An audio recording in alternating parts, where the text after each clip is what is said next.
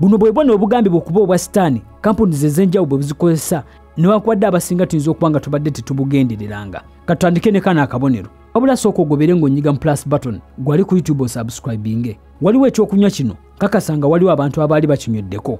Ninjagala nkulage akabonero kano kikayinza okubanga kategeeza. Bw'ogenda mu nnamba z'Abahebulaayo enebeera namba 6. Kati kampuni eno kyeyakola yo yaddira obubonero busatu era bwe yakozesa. Eno 666 bw'oba ogitunuulidde oba 666 tekiriiko kubuuza.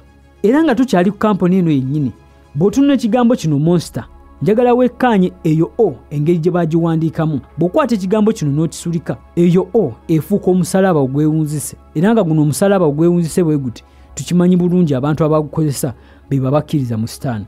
Akabonero akalala kali ku buno bukukizi kakasa oyinza okuba nga wali obuliddeko. Njagala wekkaanye akabonero ke bakozesa wakati awo. Bw'otunula akabonero ako kafaananira ddala omusalaba guno gwe bayita Levithian cross era nga guno omusalaba nagwo abagukozesa be babakkiriza mu sitaani.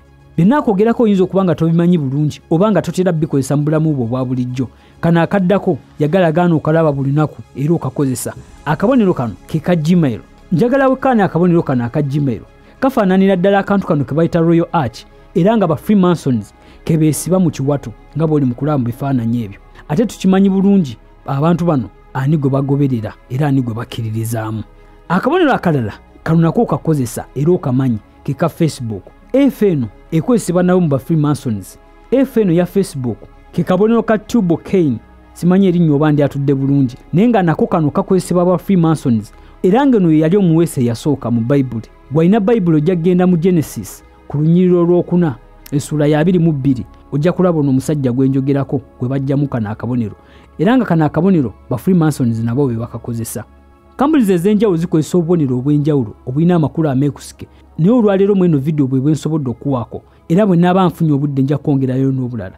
Naye nga sinaakumaliza eno vidiyo nzikiza nkutegeeze nti aba Arise and Shine Electrical Pharmacy bakutegeeza nti gwayagala buli kalonda w'ebyamasanyalaze okutereeza amasanyalaze go mu nnyumba yo, okuteerayo sola, okukanikira generator saako n'ebintu ebirala byonna nga bano basangibwa Bujuuko Nansana naye nga basobola okutuusaako obuweereza bwabwe bwonna w'oli era gw'abeetaaza ojja bakubira ku namba zaabwe ezo zennyini z'oli mu kulabaawo.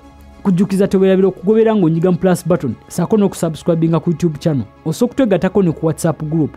Ojja genda ku YouTube otekemu Hassans channel egenda kujja osubscribinge ku channel okwo kwennyini kuliko link ya WhatsApp ojja ginyigamu era ojja kutuuka bulungi mu group. Nkwebaza olwakadde ko wadde okulaba eno video era nkwagaliza ekiseera ekirungi.